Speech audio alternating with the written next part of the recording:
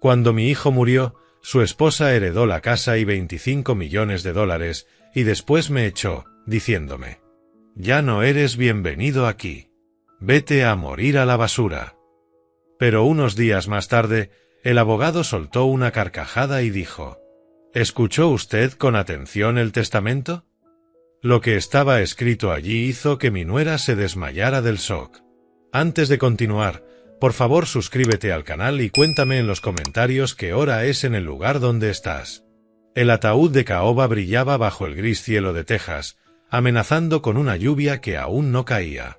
37 personas rodeaban la tumba de mi hijo, sus ropas negras haciéndolos parecer cuervos posados sobre la hierba primaveral.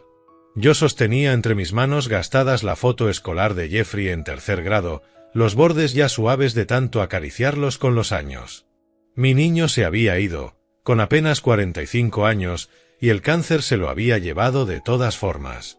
Celia se colocó a la cabecera del ataúd, interpretando a la viuda afligida a la perfección.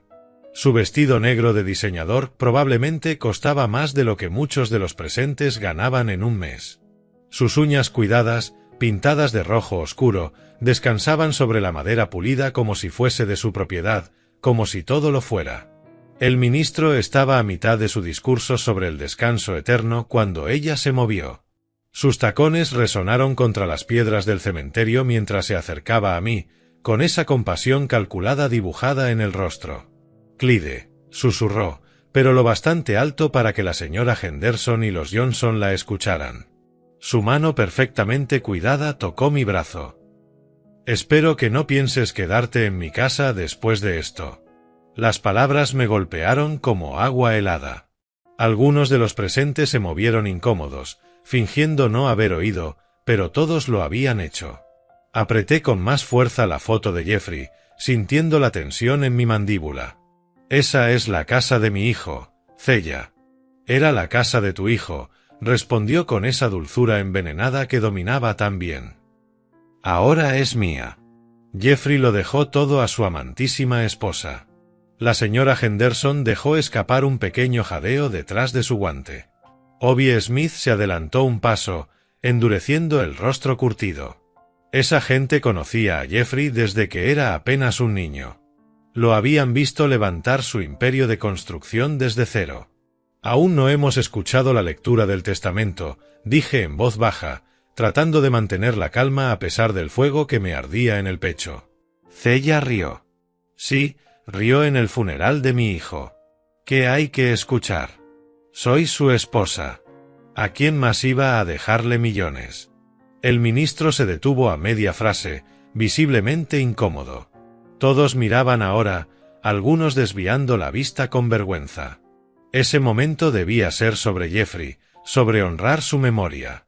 Pero esa mujer lo estaba convirtiendo en su espectáculo personal. «El difunto fue un hombre generoso», continuó el ministro, intentando retomar el control de la ceremonia. «Un pilar de nuestra comunidad, alguien que sabía cuidar de su familia».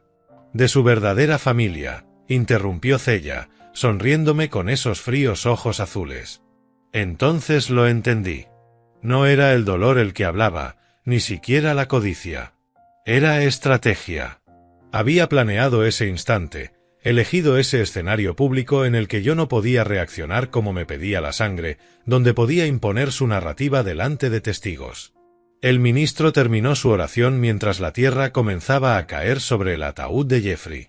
Cada palabra era un pedazo más de mi corazón rompiéndose. Pero la sonrisa de triunfo de Celia, esa mueca grabada en su rostro al mirarme, se quemaba en mi memoria. Volvió a su actuación de viuda desconsolada, recibiendo condolencias de quienes habían conocido a Jeffrey desde niño, fingiendo el dolor mientras mi verdadero duelo quedaba relegado, tratado como periódico viejo. Cuando bajaron a mi hijo bajo la tierra tejana, me hice una promesa. Fuera cual fuera el juego que Celia creía estar jugando, había elegido al oponente equivocado. La lluvia comenzó finalmente a caer con la última palada. Cuando la multitud se dispersaba hacia sus autos, yo me quedé atrás. Los sepultureros habían terminado su labor y la cruz provisional sobresalía torcida en la tierra fresca. Coloqué mi única rosa roja sobre el montículo, la misma variedad que su madre cultivaba en nuestro jardín 30 años atrás. La risa de Cella se escuchaba desde el otro lado del cementerio, rodeada de un grupo de dolientes, probablemente contándole su historia de la pobre viuda y sus cargas. El viento meció mis canas y la artritis volvió a recordarse en mis manos mientras observaba aquella foto escolar. Jeffrey con 8 años, sonrisa chueca y ese mechón rebelde que nunca quería quedarse quieto. Cuando aquel niño de ojos brillantes se convirtió en el hombre de mejillas hundidas que visité en el hospital de Houston en marzo de 2023. Centro Oncológico MD Anderson. El olor a desinfectante no podía disimular el miedo que se respiraba allí. Jeffrey había perdido ya 18 kilos, sus caros trajes colgando sueltos en un cuerpo cada vez más frágil. Los tratamientos experimentales no funcionaban. Pero él seguía luchando, siempre luchando. «Papá, quiero que sepas que me aseguré de cuidarte», me dijo aquel día, apretando mi mano con dedos tan frágiles como huesos de pájaro. «Pase lo que pase, estarás protegido». En ese momento no entendí. Pensé que hablaba del seguro de vida, quizá de una cuenta de ahorros. Jeffrey siempre había sido responsable, incluso de niño, guardando monedas en frascos de cristal. Pero al verlo luchar esos últimos meses noté otra cosa: miedo. No miedo a morir. Mi hijo nunca temió a mucho. Era miedo a dejar cosas sin terminar, a dejar a la gente desprotegida. El recuerdo me llevó 20 años atrás. Jeffrey, con 25 años, de pie en lo que sería su primera oficina, un espacio alquilado sobre la ferretería de Murphy, con una mesa plegable como escritorio y sueños más grandes que el mismo Texas. «Nunca seré pobre como fuimos, papá», me prometió, trabajando 16 horas al día para convertir aquel préstamo de $5,000 en algo real. Construyendo urbanizaciones en 3 condados, creando empleos, haciendo felices a familias en casas que levantaba su empresa. El éxito llegó rápido. Su primer millón a los 35, 10 millones a los 40. Pero nunca se detuvo. Jeffrey se exigía como un hombre poseído, persiguiendo algo que yo nunca llegué a comprender, quizás huyendo de los recuerdos del queso del gobierno, de la ropa usada, de ver a su madre contando monedas en el supermercado. La foto temblaba en mis manos artríticas. Recordé aquella última conversación coherente, 3 días antes del final. Su voz apenas un susurro, pero con palabras afiladas de urgencia. «No es quien yo pensaba, papá. Cella, lo descubrí demasiado tarde. Hijo, estás cansado. La medicina. El testamento. Me aseguré de que estés protegido. Prométeme que lucharás si hace falta». Le prometí, sin saber qué prometía. Supuse que eran delirios de la medicación o la paranoia que trae el dolor. Jeffrey murió creyendo que yo entendía, y yo había fallado en ese último momento. Ahora, de pie junto a su tumba, mientras su esposa celebraba a 50 metros, esas palabras sonaban como profecía. El dinero no lo había salvado. Años de trabajo, de sacrificios, de acumular riqueza, y el cáncer se lo llevó de todos modos. La cruel ironía ardía más que las amenazas de Cella.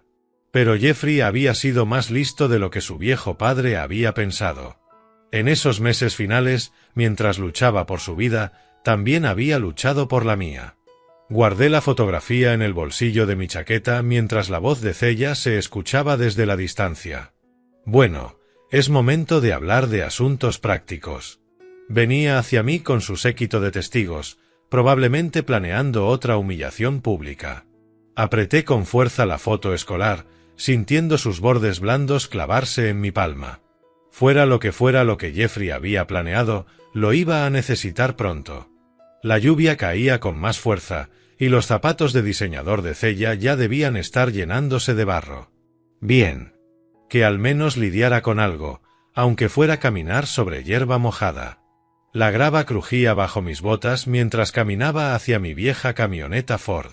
A mi alrededor se oían portazos de autos, motores encendiéndose, gente ansiosa por huir de la incomodidad que Cella había creado en el entierro. Ella me interceptó a medio camino de mi camión, sus tacones de diseñador marcando cada paso sobre el pavimento mojado. La señora Henderson, Joe del First National Bank y otros 3 dolientes la flanqueaban como un jurado que ella misma había reunido. Posicionamiento estratégico. Lo reconocí de mis días en el ejército. Clyde, necesitas entender la realidad. Cella se plantó directamente en mi camino, con esos fríos ojos azules clavados en los míos. Jeffrey me dejó todo. La casa, el negocio, las inversiones, todo. Su seguridad era absoluta. No era un farol ni un deseo. Sabía algo que el resto no sabíamos, y estaba disfrutando al revelarlo. Mantuve la voz plana, como haces con el ganado asustado. Aún no hemos escuchado el testamento, Cella. ¿Y qué hay que escuchar? Soy su esposa. Su risa fue lo bastante afilada como para cortar vidrio. ¿De verdad creíste que dejaría millones a alguien que jamás aportó un centavo a su éxito? Los testigos se removieron incómodos. Joe carraspeó y se puso a mirar sus zapatos. La señora Henderson apretó el bolso con más fuerza, deseando claramente estar en cualquier otro lugar, pero se quedaron. Ese era el objetivo de aquel pequeño teatro: crear testigos de su dominio, establecer la narrativa antes de que alguien pudiera cuestionarla. Sé que esto es difícil, continuó, ladeando la cabeza con una compasión ensayada, pero no puedes vivir en la negación. Jeffrey te quería, pero era práctico. Sabía que yo necesitaría todo para mantener el estilo de vida que construyó para nosotros. La crueldad era asombrosa. No solo por las palabras, sino por el momento, el escenario público, los testigos que había reunido para observar mi humillación. Aquella mujer había estudiado el dolor como otros estudian recetas. ¿Todo bien por aquí, Clyde? Obadiah Smith se acercó desde donde estaba su viejo Chevy, leyendo la tensión como quien lee el clima. A sus 68 años, Obie seguía hecho como el granjero que había sido, con manos capaces de calmar a un caballo asustado o detener a un toro en carrera. 30 años de amistad le habían enseñado a reconocer los problemas. Y Cella era problema envuelto en vestido de diseñador. Solo hablamos de asuntos prácticos, dijo Cella, dejando ver un destello de irritación por la interrupción antes de que la máscara volviera a su sitio. Los asuntos prácticos pueden esperar, dijo Obie en voz baja, colocándose ligeramente entre nosotros. Un hombre merece tiempo para llorar a su hijo. Claro que sí, la sonrisa de Cella era filo puro. Precisamente por eso estoy invitando a todos a la casa para tomar algo, una reunión conmemorativa como es debido. Aquello era noticia para mí. Jeffrey habría querido algo sencillo, silencioso, pero Cella estaba reescribiendo su historia en tiempo real, convirtiéndose en la generosa anfitriona en lugar del buitre que picotea los huesos. Suena encantador, dijo la señora Henderson, claramente aliviada por tener algo normal en que concentrarse. A Jeffrey le habría gustado. Los demás murmuraron su acuerdo, aceptando la invitación sin cuestionarla. La sonrisa de Cella se ensanchó al verlos alinearse, consolidándose como la anfitriona adecuada de la memoria de Jeffrey. «Vendrás tú también, ¿verdad, Clyde?» Su tono era seda sobre acero. «Es importante que la familia esté presente». «Familia». La palabra era un insulto envuelto en cortesía, pronunciado ante gente que me conocía desde antes de que Jeffrey naciera. Me estaba desafiando a negarme para hacerme ver mezquino y difícil frente a la comunidad. «Aquí hay algo que no huele bien», murmuró Obie, acercándose un paso para que solo yo lo oyera. Sus instintos de granjero eran más finos de lo que la mayoría imaginaba, pero los otros ya caminaban hacia sus autos, hablando de qué platillos llevarían y de cómo a Jeffrey le habría encantado ver a todos reunidos. Cella había secuestrado con éxito la memoria de mi hijo, convirtiendo su funeral en su coronación.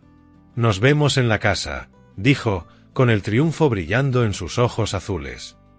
«Al fin y al cabo, sigue siendo la casa de tu hijo, por ahora». El énfasis en por ahora fue deliberado. Otra pequeña crueldad aplicada con precisión quirúrgica. Subió al Mercedes de Jeffrey, su Mercedes ahora, y se marchó, encabezando la caravana de dolientes hacia lo que había sido mi hogar los últimos 3 años. Me quedé en el estacionamiento del cementerio, la lluvia calando mi chaqueta, mirando cómo las luces traseras desaparecían por la carretera principal. El funeral había terminado, pero algo más estaba empezando. Obie esperaba junto a su camioneta, el motor encendido pero sin moverse. ¿Vienes, viejo amigo? Miré una vez más la tumba de Jeffrey y luego subí a mi pick-up. Fuera lo que fuese lo que Cella hubiera planeado para esa reunión conmemorativa, no iba a enfrentarla solo. Los 15 minutos de camino hasta la casa se sintieron como dirigirse a la batalla. Que, supongo, era lo que era. Los autos entraban al camino circular uno tras otro, la grava crujiendo bajo las ruedas al llegar a la casa de la familia Wells. Cella, por supuesto, nos había ganado. Su Mercedes ya estaba aparcado en primera fila, junto a los escalones de la entrada. Salió antes de que mucho siquiera apagaran los motores, súbitamente enérgica de una forma que me erizó la piel. «Por favor, pasen todos a tomar algo». Su voz se proyectó con teatralidad por todo el driveway. «He preparado una reunión conmemorativa como es debido para Jeffrey». Bajé de la camioneta de Obie con cuidado, mis articulaciones artríticas protestando tras el largo día. Algo estaba mal en todo aquello. No habíamos planeado ninguna reunión. De hecho, Jeffrey odiaría tanto alboroto. ¿Desde cuándo planeó ella un memorial?, murmuró Obie, acompasando su paso al mío hacia la casa. La mansión victoriana lucía como siempre. Columnas blancas, porche envolvente, las rosas trepadoras que mi difunta esposa había plantado 40 años atrás. Pero Cella estaba en esos escalones delanteros como si fuera dueña de cada ladrillo y cada tabla, que, según lo presenciado, probablemente lo era. La señora Henderson alzó las cejas al acercarnos. «Clyde, querido, ¿sabías de esta reunión?» «No, señora. Esto me toma por sorpresa». Cella nos oyó y nos dedicó esa sonrisa practicada. Quise que los amigos de Jeffrey tuvieran la oportunidad adecuada de recordarlo.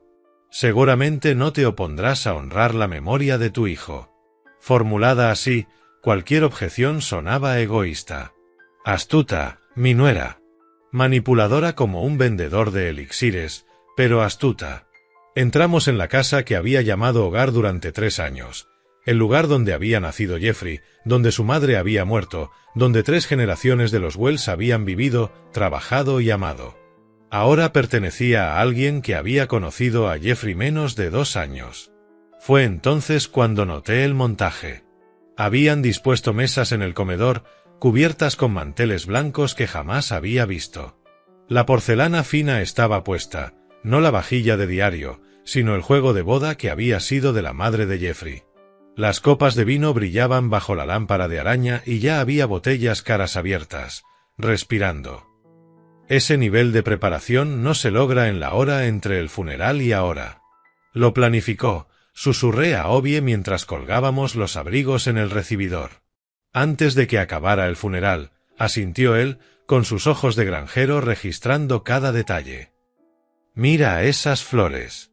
No son arreglos del supermercado. Alguien las encargó hace días». Cella se movía por las habitaciones como una anfitriona nata, guiando a la gente al salón, ofreciendo bebidas, discutiendo la selección de vinos con autoridad. Cada gesto gritaba propiedad, posesión, control. «Pónganse cómodos», dijo, señalando el sillón favorito de Jeffrey, el reclinable de cuero donde había pasado sus últimos meses cuando los tratamientos lo dejaban demasiado débil para trabajar. «Yo les llevo algo de beber». Joe, el del banco, aceptó una copa de tinto que probablemente costaba más que la compra semanal de la mayoría. «Muy considerado, Cella. ¿Preparaste todo esto hoy?» Jeffrey siempre dijo que la hospitalidad era importante. Se sirvió una copa generosa, con las manos firmes como las de un cirujano. Hubiera querido que sus amigos recordaran este día como corresponde. Recordarlo como corresponde, como si el funeral no hubiera sido suficiente. Como si necesitara estampar su propiedad también sobre la memoria de Jeffrey. El timbre sonó, cortando el murmullo de conversaciones. Los ojos de Cella se iluminaron y prácticamente saltó hacia la puerta. «Debe ser el señor Thompson», anunció a la sala, apenas conteniendo la emoción. Ahora podremos ocuparnos de los asuntos formales. Entró Jasper Thompson, portando su maletín de documentos oficiales, expresión profesionalmente neutra, pero con la mirada buscándome al cruzar la estancia. Algo chispeó allí, un gesto que no supe leer, pero que aceleró mi pulso. Estaba a punto de comenzar el verdadero negocio. 23 personas se acomodaron en la sala, buscando sitio en sofás, sillas y donde pudieron. La atmósfera solemne pesaba como aire de tumba. Thompson se colocó cerca de la chimenea y, con eficiencia ensayada, sacó documentos de su maletín de cuero. Cella reclamó el sillón orejero más próximo al abogado, alisándose el vestido negro y ajustándose el collar de perlas. Yo tomé la silla del rincón, junto a la ventana, el mismo lugar donde había pasado incontables tardes viendo a Jeffrey trabajar en su portátil. Procedo a leer el último testamento y voluntad de Jeffrey Michael Wells, comenzó Thompson, con voz cargada de autoridad legal. La sala quedó en silencio total, salvo por el suave crujir de los papeles. Fechado el 10 de febrero de 2025. Firmado ante testigos y notarizado conforme a la ley del estado de Texas. El pie de Cella empezó a repiquetear sobre la alfombra oriental. Sus dedos tamborileaban en el brazo del sillón. Apenas podía contenerse. Thompson siguió con el lenguaje legal estándar: declaración de sano juicio, revocación de testamentos anteriores, nombramiento de albacea, la parte aburrida que hizo que la señora Henderson se removiera en su asiento y que yo mirara el reloj. A mis leales empleados de Wells Construcción dejo un mes adicional de salario, a distribuirse por igual entre todo el personal actual, leyó Thompson con voz firme, profesional. A mi prima Sarah, en Houston, le dejo la colección de joyas de mi madre. A la biblioteca pública de Willow Creek, le dejo $50,000 para la renovación de la sección infantil. Pequeños legados, donaciones benéficas, objetos personales repartidos entre varios familiares. Material estándar de cualquier testamento, que hacía cada vez más evidente la impaciencia de Cella. ¿Y cuándo llega a la parte importante? Susurró en un tono escénico, lo bastante alto para que media sala la escuchara. Thompson carraspeó y pasó a una nueva página. El aire en la sala se contuvo como un solo aliento. A mi amada esposa, Cella Mary Wells, le dejo la casa familiar ubicada en el 847 de la calle Magnolia, junto con todo su contenido y la suma de $25 millones de mis cuentas de inversión. Cella se levantó de golpe, como lanzada por un resorte. Lo sabía. Sabía que Jeffrey me cuidaría como es debido. Las reacciones fueron mixtas. Algunos sonrieron con cortesía, otros se incomodaron con su entusiasmo. La señora Henderson intercambió una mirada significativa con su esposo. Incluso en medio del duelo, la mayoría respetaba ciertos límites sociales. Yo me aferré a los brazos de mi silla, sintiendo la veta de la madera marcar mis palmas. 25 millones más la casa. Jeffrey había sido generoso con su esposa, eso debía reconocerlo. Tragué saliva, odiando tener que preguntar. ¿Y yo? ¿Qué recibo yo? Los ojos de Thompson buscaron los míos al otro lado de la sala. Algo pasó entre nosotros, un mensaje mudo en esa mirada. A mi padre, Clay Samuel Wells, le dejo todos los recuerdos personales, fotografías familiares y sus herramientas del taller. El silencio se estiró como caramelo derretido. Herramientas y fotografías. Después de ayudar a construir el imperio de Jeffrey, después de 3 años viviendo bajo ese techo, después de toda una vida de amor y sacrificio, herramientas y fotografías. La sonrisa de Cella podía haber iluminado todo el condado. Se giró hacia la sala como una reina dirigiéndose a sus súbditos, aceptando felicitaciones de vecinos que conocían a Jeffrey desde que usaba pañales. Jeffrey siempre decía que cuidaría de mí, proclamó con voz vibrante de triunfo. Fue un esposo tan considerado. Bueno, querida, ahora tienes la vida asegurada, asintió cortésmente la señora Henderson. Más que asegurada, rió Cella con filo. Nunca más tendré que preocuparme por nada. Permanecí sentado, observando aquella representación con una claridad que solo el dolor puede dar. Esa mujer nunca había amado a mi hijo. Había visto un billete, un estilo de vida, una fortuna que heredar. Y Jeffrey, mi brillante Jeffrey, lo había descubierto demasiado tarde. Pero mientras las felicitaciones continuaban y las copas chocaban, Thompson volvió a buscarme con la mirada. Guardaba ya sus documentos, pero con movimientos deliberadamente lentos. Cuando nuestros ojos se encontraron, hizo un leve gesto hacia la cocina. «Hay una cláusula adicional», dijo en voz baja, casi ahogada entre el bullicio. «Pero requiere una discusión privada». Cella estaba demasiado ocupada recibiendo elogios para darse cuenta. Pero yo lo escuché, y por primera vez desde el funeral, algo parecido a la esperanza comenzó a agitarse en mi pecho. La lectura formal había terminado. Pero, al parecer, el verdadero asunto apenas comenzaba. Los invitados se movieron de la sala hacia el comedor, atraídos por el elaborado banquete que Cella había preparado misteriosamente. Las copas de cristal atrapaban la luz del atardecer que se filtraba por los altos ventanales, y la platería brillaba sobre manteles blancos. Aquello no se improvisaba en una tarde. Era una orquestación. Cella alzó su copa en alto, mandando callar como una directora de orquesta. Por Jeffrey, que siempre cuidó de quienes más amaba. La ironía no se me escapó, aunque pasara inadvertida para los demás. Ella acababa de heredar 25 millones, mientras yo recibía una caja de herramientas y unas fotos familiares. La definición de Jeffrey sobre los que más amaba parecía tener matices interesantes.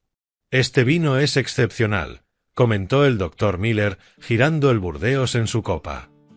«¿De qué añada es, Cella?» «Burdeos 2012.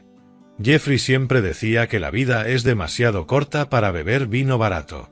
Se movía por la sala con una gracia fluida, interpretando a la anfitriona como si hubiera nacido en la riqueza. «Quise que sus amigos recordaran este día como corresponde», dijo con sonrisa impecable.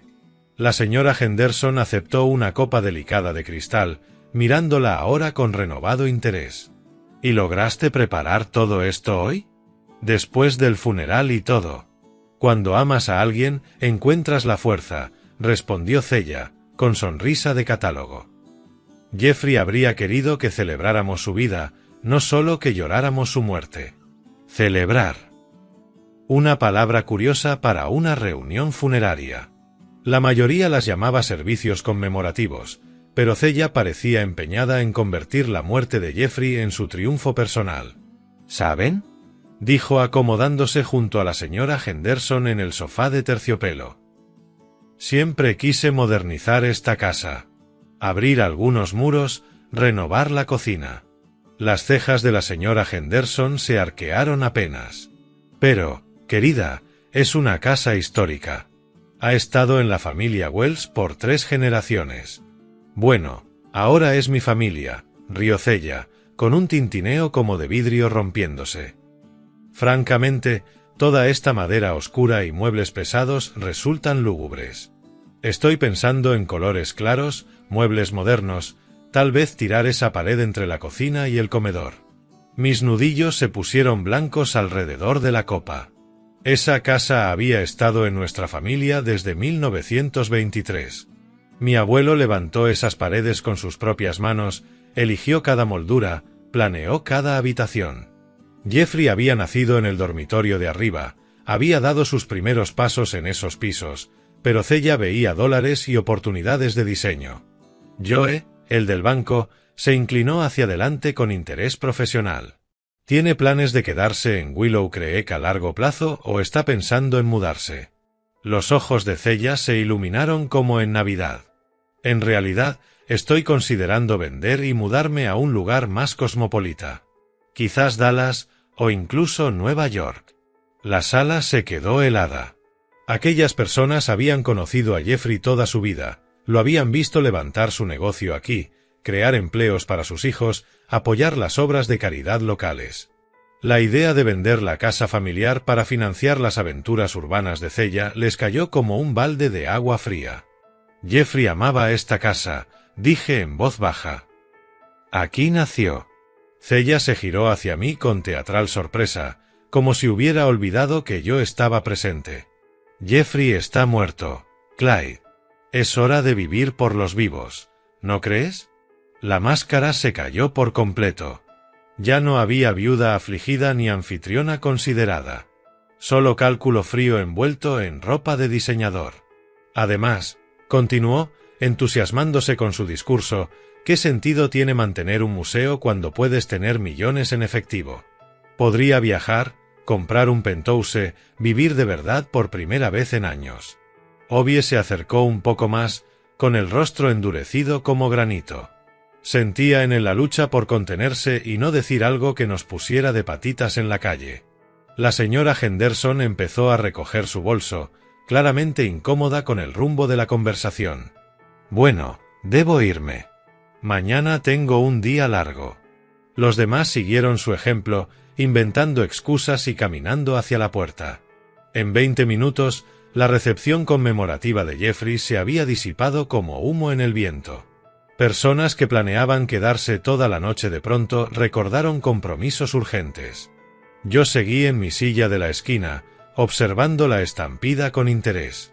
Cella había conseguido alienar a todo el círculo social de Jeffrey en una sola velada. Esa gente vino a honrar la memoria de mi hijo, y en cambio tuvieron un asiento en primera fila para la codicia de su viuda. Para las 8 de la noche, solo Obie y yo permanecíamos allí. Cella estaba de pie en el comedor ahora silencioso, observando las copas abandonadas y los aperitivos a medio comer con una mueca de desconcierto. Bueno, supongo que la gente tiene vidas ocupadas, dijo, aunque por primera vez en el día la duda le cruzó el rostro. Obie me apretó el hombro al dirigirse a la puerta. Llámame si necesitas algo, viejo amigo. Y hablo en serio, lo que sea. La puerta principal se cerró con un golpe sólido, dejándonos a Cella y a mí solos en la casa que había sido mi hogar por 3 años. Se volvió hacia mí con renovada confianza, claramente aliviada de abandonar la actuación pública. Por fin, dijo, quitándose los caros tacones. Ahora podemos hablar de tu situación como corresponde. El ruido de los motores se desvaneció en la distancia, dejando solo el tic-tac del viejo reloj de pie en el pasillo. Cella se movía por la cocina como si hubiera vivido allí toda su vida, tarareando una melodía desconocida mientras apilaba los platos sucios con eficacia ensayada. Bueno, eso salió mejor de lo que esperaba, dijo, sin mirarme, mientras arrojaba los restos de los aperitivos al triturador de basura. Sus joyas atrapaban la luz del techo, pendientes de diamante que probablemente costaban más que la hipoteca mensual de cualquiera. Yo estaba sentado en la mesa de la cocina, donde había desayunado cada mañana durante 3 años, observando aquel espectáculo con creciente fascinación.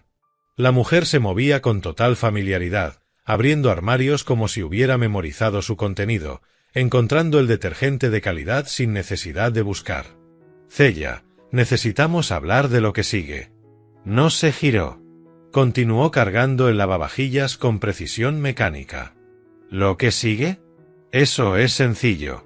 Cuando por fin me enfrentó, su expresión se había endurecido en algo más frío, más calculador.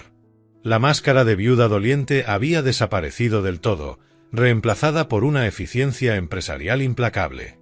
Lo que sigue es que empacas tus pertenencias y buscas otro lugar donde vivir.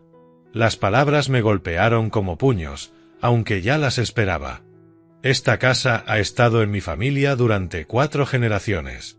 Cella estaba en tu familia, chasqueó la toalla con énfasis cortante. Ahora es legalmente mía. Jeffrey me lo dejó todo, ¿recuerdas? Mis manos quedaron planas sobre la mesa de madera gastada, firme pese al fuego que me ardía en el pecho. 3 generaciones de hombres de los Wells se habían sentado en esa misma mesa, planearon sus días, compartieron sus comidas, criaron a sus hijos.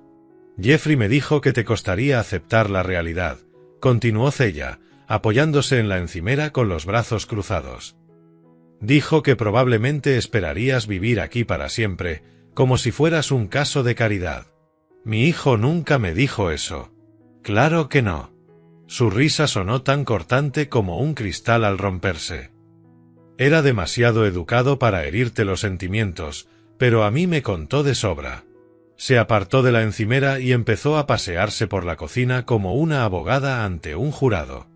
Dijo que llevabas demasiado tiempo dependiendo de él, que no era sano que un hombre hecho y derecho necesitara el apoyo de su hijo a tu edad. Mentiras. Cada palabra era veneno inventado, pero lo decía con tanta seguridad que cualquiera que no hubiera conocido a Jeffrey podría creerla. Mira, lo entiendo. Los cambios son difíciles para la gente mayor. Su tono viró a una falsa compasión. Pero tienes que entender algo fundamental. Esta casa es mía ahora. Legalmente. Completamente. La escritura, la hipoteca, los impuestos de la propiedad, todo. La escritura tendrá el nombre de Jeffrey, pero esta tierra perteneció a mi abuelo antes de que Jeffrey naciera. Tu abuelo no te dejó nada, ¿o sí? Se detuvo para mirarme de frente. Acepta los hechos, Clyde. Eres un caso de caridad que ya agotó su utilidad. La crueldad era asombrosa, pero lo que más me golpeó fue cuánto estaba disfrutando. No se trataba solo de propiedad o dinero. Saboreaba mi aparente indefensión como si fuera vino caro. Quiero que te vayas de aquí mañana por la mañana, dijo, subiendo la voz con cada palabra. Y te llevarás solo lo que puedas cargar. Nada de muebles, ni reliquias familiares, nada que pertenezca a esta casa. Me puse de pie despacio. La artritis hizo que el movimiento fuera deliberado y cuidadoso. Mañana por la mañana, repitió. Y ni se te ocurra intentar decir que algo pertenecía originalmente a tu familia. Tengo abogados, Clyde. De los buenos. Te atarán en los tribunales hasta que te mueras. Por primera vez desde el funeral de Jeffrey, sentí algo parecido a una sonrisa tirando de la comisura de mis labios. Como tú digas, Thea. La calma inesperada de mi voz pareció tomarla por sorpresa. Había estado preparando el terreno para una explosión. Esperaba furia, llanto o súplicas desesperadas. En cambio, obtuvo aceptación silenciosa. Salimos de la cocina hacia el comedor, pasando junto a la mesa de caoba donde Jeffrey hacía los deberes de niño, y entramos a la sala principal, donde los retratos de familia alineaban la repisa de la chimenea. Thea me seguía con energía depredadora, claramente envalentonada por lo que consideraba una victoria total. He sido paciente contigo, Clyde, pero mi paciencia tiene límites, iba diciendo mientras recorría la habitación tocando los muebles con posesión, el sofá antiguo, las mesitas talladas, incluso la lámpara de bronce que había pertenecido a la abuela de Jeffrey. Este sofá, estas antigüedades, hasta ese horrible retrato familiar. Todo es mío ahora. Jeffrey eligió cada pieza con cuidado, dije en voz baja, recordando cómo pasó meses buscando la mesa de centro perfecta para encajar con la visión decorativa de su madre. El gusto de Jeffrey estaba tan desfasado como el tuyo. Sus dedos se deslizaban por las superficies como quien tasa mercancía. Para la reforma estoy pensando en minimalismo moderno, quizá escandinavo. Líneas limpias, colores claros, nada de trastos. Ya estaba borrando la memoria de Jeffrey, dispuesta a destripar todo lo que conectaba esta casa con su historia. Esto es lo que va a suceder, continuó, girándose hacia mí con una autoridad teatral. Te llevarás tu ropa, tus medicinas y te irás. Nada más te pertenece. ¿Y exactamente a dónde esperas que vaya? Encogió los hombros, un gesto casual y devastador. No es mi problema. El centro de mayores, un parque de casas móviles, tal vez ese amigo tuyo. ¿Cómo se llama? ¿Obie? A lo mejor te deja dormir en su granero. Tengo 65 años, Thea. He vivido en este condado toda mi vida. Entonces deberías haber planeado mejor tu vejez. Su sonrisa era de cuchilla. Quizás si hubiera sido un mejor padre, Jeffrey te habría dejado algo de verdad, en vez de una caja de herramientas oxidadas. El ataque a mi relación con Jeffrey me hirió más que todo lo demás que había dicho. Pero antes de que pudiera responder, ella seguía cargando. Jeffrey era un buen hijo. Amaba a su familia. ¡Basta! La palabra le estalló con una violencia inesperada. Estoy harta de escuchar sobre Jeffrey y su maravillosa familia y sus preciosos recuerdos. La máscara no solo se resbaló, se hizo añicos. Se acabó. ¿Y sabes qué? Me alegro. Gritaba ya. El peinado perfecto empezaba a deshacérsele y el maquillaje se le corría con la furia. Por fin podré vivir sin fingir que me importa este pueblo aburrido, esta gente aburrida y estas tradiciones familiares aburridas. La confesión quedó suspendida en el aire como humo de incendio. Nunca había amado a Jeffrey. Nunca había amado nada de la vida que él construyó, la comunidad a la que sirvió, la familia a la que cuidó. «Lárgate de mi vista», escupió, con voz convertida en puro veneno. «Vete a morir a una cuneta donde perteneces». En lugar de la rabia que ella esperaba, sentí que algo muy parecido a la paz se asentaba en mí. «Como quieras, Cella». Sus ojos se abrieron con desconcierto. «¿Qué? ¿No vas a discutir, suplicar, dar uno de esos discursos patéticos sobre la lealtad familiar?» «No». Me permití una pequeña sonrisa.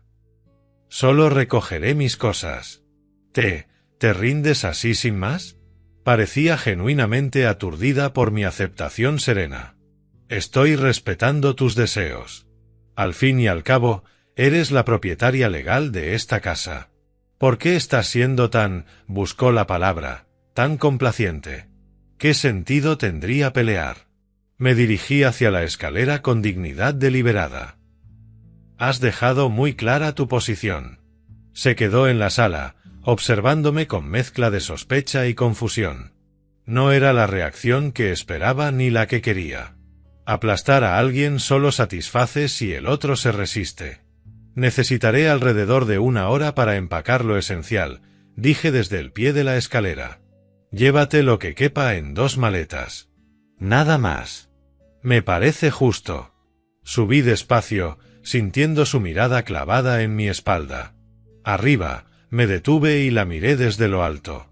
«¿Te quedarás despierta para supervisar?» «Estaré aquí mismo». «No intentes nada listo». Solté una pequeña risa, sincera. A mi edad, ¿qué podría intentar? Al desaparecer por el pasillo de arriba, la oí pasearse abajo, los tacones repicando sobre la madera. Lo había conseguido todo, pero algo en mi reacción la inquietaba. Bien. Que se comiera la duda. Me fui de la casa de los Wells a las 6 en punto de la mañana, conduciendo mi vieja pick-up Ford con todo lo que poseía metido en 2 maletas maltrechas. El sol apenas rompía el horizonte texano, tiñendo el cielo del color de los duraznos recién cortados, cuando entré al estacionamiento del motel de carretera en la Ruta 35. 43 años en aquella mansión victoriana y todo se reducía a esto: una habitación de motel de 12×4 que olía a desinfectante industrial y a cigarrillos viejos.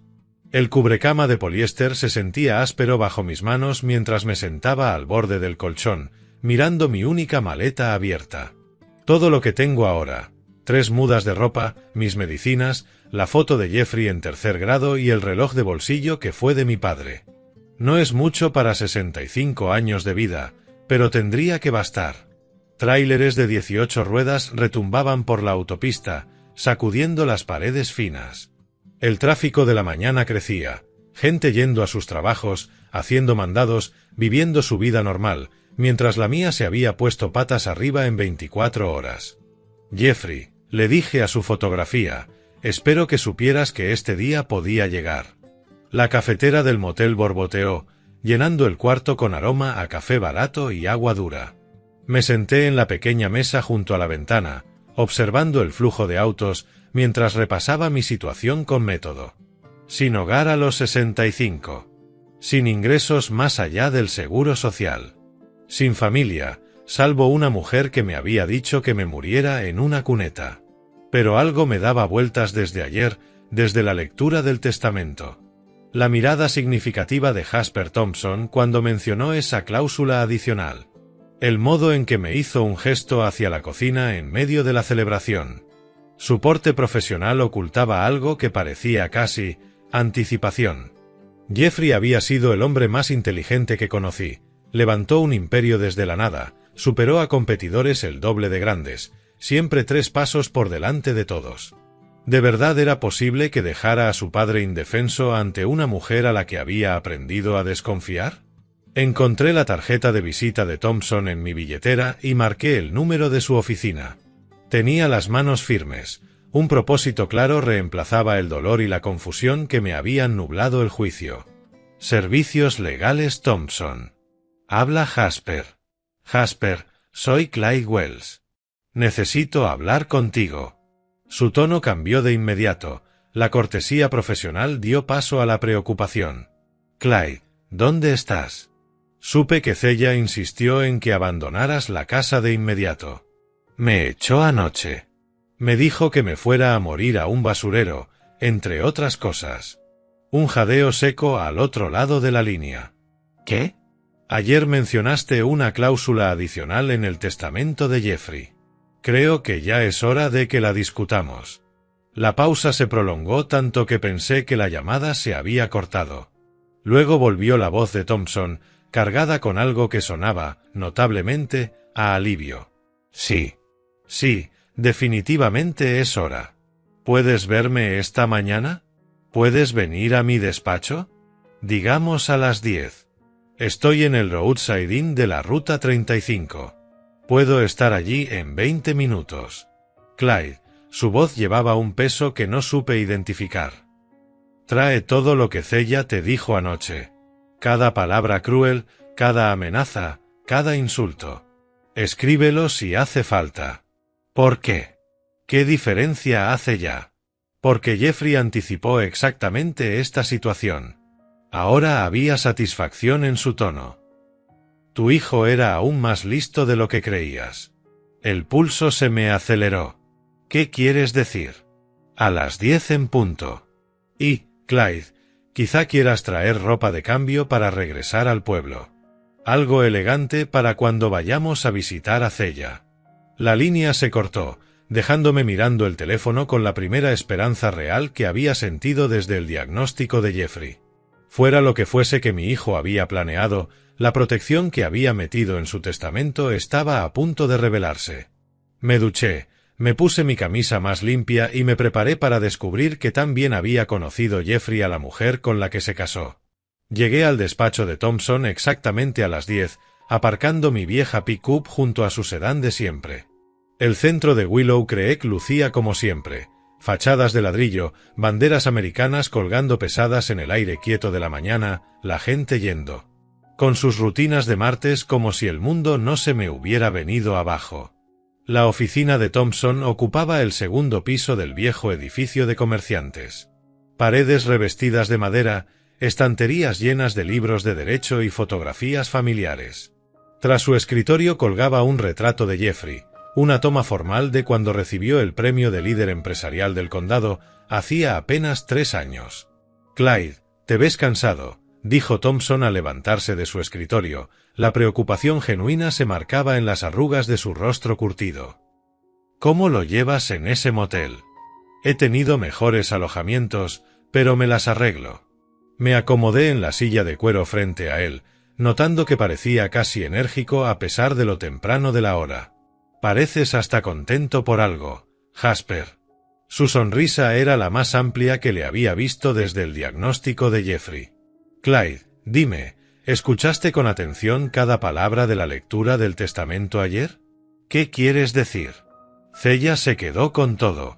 La casa, el dinero, el negocio.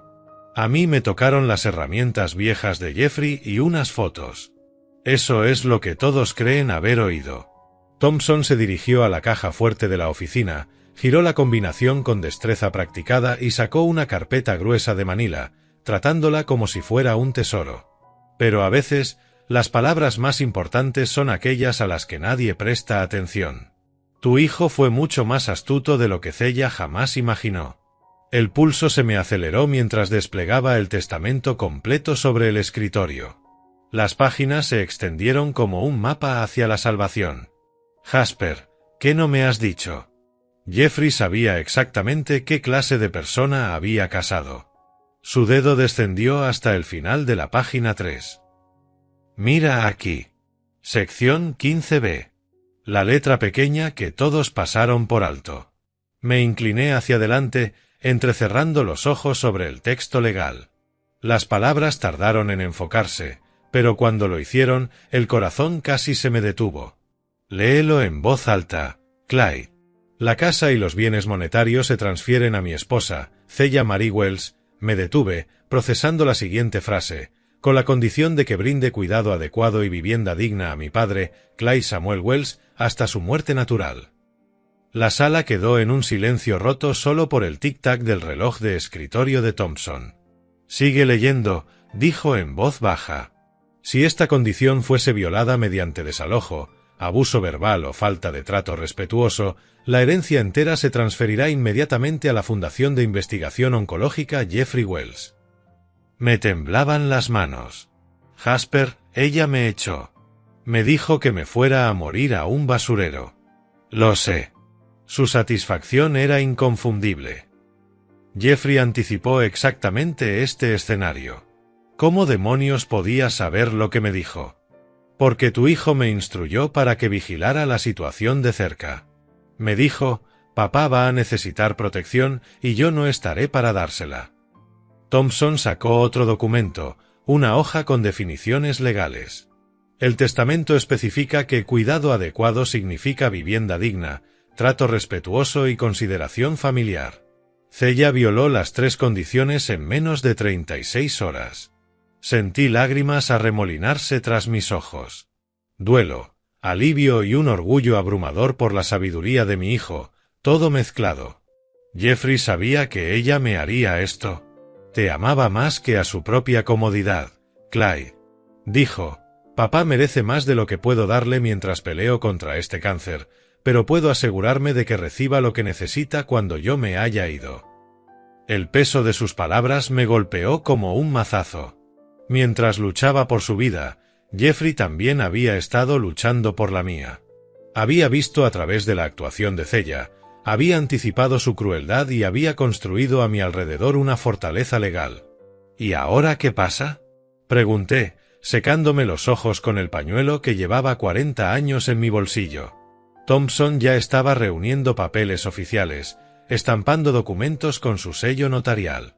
Ahora informamos a la señora Wells de su situación legal. La herencia quedó anulada desde anoche. ¿Cuándo se lo diremos? Esta tarde. ¿Estás listo para enfrentarte a ella otra vez? Enderecé los hombros, sintiendo que me regresaba una fuerza que no había tenido en días. El amor de Jeffrey seguía protegiéndome, seguía luchando por mí incluso desde la tumba. Más listo de lo que he estado desde que comenzó esta pesadilla. Pasamos la hora del almuerzo preparando copias del testamento completo y los documentos de transferencia. Para las 3 de la tarde íbamos en su sedán rumbo a la casa de los Wells, los papeles oficiales ordenados en carpetas manila sobre el asiento trasero. La casa victoriana se veía distinta al acercarnos por el camino circular. Tal vez porque ahora sabía que nunca había pertenecido de verdad a Celia, a pesar de lo que sugirió la lectura abreviada del día anterior. Thompson tocó el timbre mientras yo permanecía un paso detrás, sujetando la carpeta de documentos. El sonido de tacones sobre la madera anunció la llegada de Celia. «No espero a nadie», gritó desde dentro. Cuando abrió, apareció en ropa casual, vaqueros de diseñador, blusa de seda, el cabello en rulos como si se alistara para salir esa noche. El verme en lo que consideraba su puerta encendió su furia inmediata. «¿Qué haces aquí? Te dije que nunca volvieras a esta casa». «Celia, trajimos algo interesante para ti», dije con calma. Thompson avanzó con autoridad profesional. «Señora Wells, necesitamos hablar del testamento de su esposo. Hay aspectos que quizá pasó por alto. El testamento se leyó ayer. Todo está resuelto. Ustedes dos están invadiendo mi propiedad. En realidad, señora, querrá revisar el documento completo antes de afirmar eso». Thompson le extendió la copia oficial. Varias páginas, membrete legal, sellos en relieve, todo claramente auténtico. Ella lo arrebató con suspicacia. ¿Y esto se supone que es? La versión íntegra del último testamento de Jeffrey Wells, respondí. No la lectura abreviada que escuchaste ayer. Celia hojeó las 2 primeras páginas, reconociendo los mismos legados benéficos y donaciones personales. Su confusión creció al ver que todo coincidía con lo que recordaba. Esto parece igual que lo que leyeron antes. Siga leyendo, dijo Thompson con calma. Página 3, sección 15b. La observé atentamente mientras encontraba el apartado. Su rostro pasó de la confusión a la incredulidad y luego al pánico. Le temblaban las manos al leer la cláusula de protección de Jeffrey. «Esto es falso», gritó, escupiendo las palabras. Esa cláusula no estaba en el testamento original. «Ayer no escuchaste la lectura completa», le respondí. «Estabas demasiado ocupada planeando tu celebración. Ustedes falsificaron esto. Agregaron esta sección después de que Jeffrey muriera». La voz de Thompson se mantuvo profesional y serena. «Señora, le aseguro que este documento es completamente auténtico. El original está en mi caja fuerte, firmado y notariado conforme a la ley del estado de Texas. Quiero ver el original. Esto es fraude. Esto es imposible». Examinó cada página frenéticamente, buscando signos de alteración, cualquier detalle que sustentara su desesperación. Pero Thompson era meticuloso. Cada sello era auténtico, cada firma verificada, cada detalle legal impecable. «Cuidado adecuado y vivienda digna para mi padre», leyó en voz baja, como si recién empezara a asimilarlo. «Usted violó esa condición hace aproximadamente 36 horas», le informó Thompson, cuando desalojó al señor Wells y le dijo, cito, que se fuera a morir a un basurero. «Esto no puede ser legal. Tiene que haber un error, algún vacío legal». Di un paso adelante, sintiendo la presencia de Jeffrey como una mano cálida sobre mi hombro. «No hay error, Thea. Mi hijo sabía exactamente quién eras». Ella nos miró a ambos, con el cálculo y la comprensión finalmente reflejados en esos fríos ojos azules. La trampa legal había sido tendida meses antes de que Jeffrey muriera. «Él planeó esto», susurró. «Planeó todo esto desde el principio. Quizá deberíamos discutir las implicaciones legales dentro», sugirió Thompson. «Después de todo, estamos en un vecindario». Thea asintió mecánicamente, retrocediendo. «Sí, sí. Pasen». Al cruzar el umbral de lo que había sido mi hogar durante 3 años, no pude evitar notar lo rápido que había cambiado la dinámica de poder. Ayer, Thea era la dueña orgullosa. Hoy, estaba a punto de descubrir que la propiedad era mucho más complicada de lo que había imaginado. Nos reunimos en la misma sala donde el día anterior se había leído el testamento, pero todo se sentía distinto. Thea se desplomó en el sillón que había reclamado como su trono, mientras Thompson y yo nos situamos junto al retrato de Jeffrey en la repisa. «Señora Wells, de acuerdo con la sección 15b del testamento de su esposo, usted ha violado las condiciones de la herencia». La voz de Thompson tenía el peso de una sentencia. «La totalidad de la herencia, casa y bienes, pasa ahora a la Fundación de Investigación Oncológica Jeffrey Wells». «Esto no puede estar pasando», murmuró Thea, con las manos tapándose la cara. «Esto no puede estar pasando de verdad». Al desalojar al señor Wells y decirle que muriera en un basurero, anuló su derecho a la herencia. El testamento exige específicamente trato digno y vivienda respetuosa.